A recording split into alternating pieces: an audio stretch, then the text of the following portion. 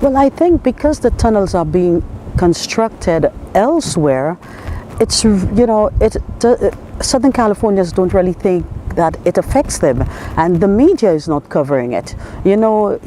Unfortunately, what we have are 5-second sound bites, and if the media doesn't cover it, then the general public doesn't know. The environmental groups know, and they've been paying attention to it, but we actually do need a lot more media coverage. And since the proponents for the tunnels are saying this water is to be used in Southern California for sustainability and reliability, we definitely want to be part of the bigger conversation. We don't want Northern California to have all the conversation about the tunnels. If the tunnels are supposed to cost around $50 billion, then that money has to come from somewhere. And that also means that there is no money to invest locally, to invest in local infrastructure, to invest in water reuse or water recycling, in stormwater capture, rainwater capture, in conservation education.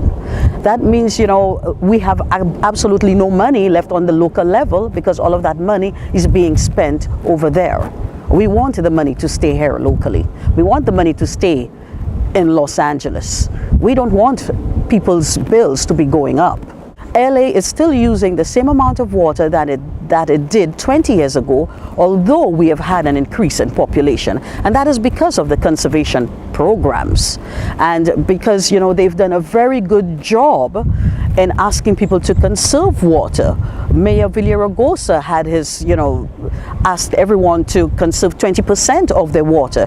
And LA responded very positively to that. This is what we need to continue in the future. Not build twin tunnels to divert water here to Southern California, to give more water to agribusinesses, or to give more water to the oil and gas industry for fracking. That is not what we need. Fracking can contaminate our water table. We've seen people with methane in their water lines, and this, the potential for this happening here in California is the same. You're supposed to have cement casings around the pipes that's used for fracking, and when those cement casings fail, the methane that's being pumped up, which is our natural gas, the methane that's being pumped up, that escapes into the atmosphere and that gets into our pipelines. And it's not just methane, you have toluene. These are carcinogens. These things cause cancer. Do we want our children growing up with cancer? Do we want our children growing up with lung disease, with asthma, with new things that we don't even know about? That's not what we want.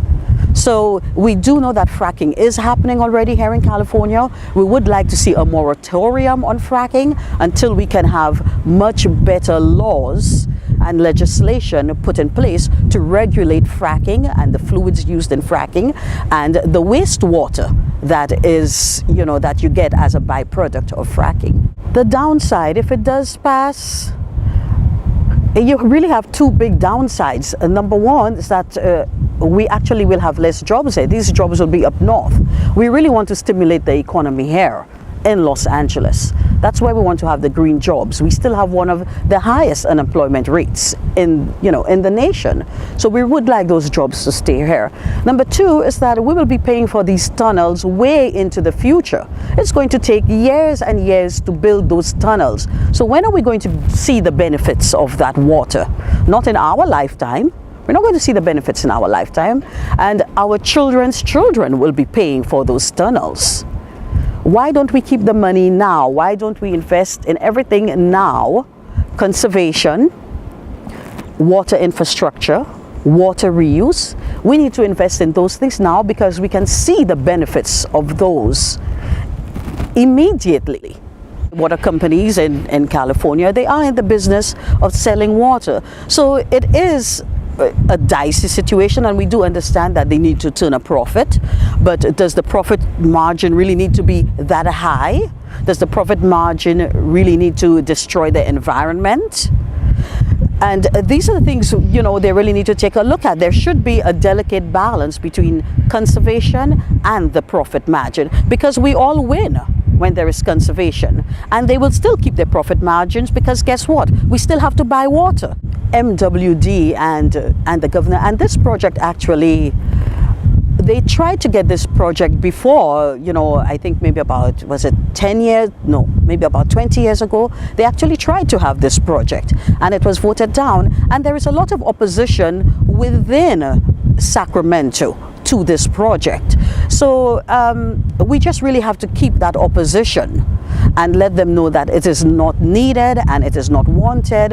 What we would like them to do is restore the levees, fix the levees, and restore the natural habitat. And by the way, they are calling the project habitat restoration. Yes, we would like you to restore their habitat, but not by building 2 tunnels to remove more water from the delta. We don't need to restore the habitat by doing that. I would say to the average person, contact your representative. Tell them what you learned, tell them what you would like to see happen. So I would say, please contact your city council rep, contact your reps in Sacramento, contact your reps in Washington, D.C. Do what you need to do to tell them we do not need the water from the Sacramento Delta. We do not need that water. We would like to see fisheries restored in the Delta. We would like to know that the salmon is there. We would like to know that the smelt is there, that the fisheries industry has come back. We do not want it destroyed, all for the sake of saying that we need the water in Southern California. That's not what we are about. We do have water and we can use our water better.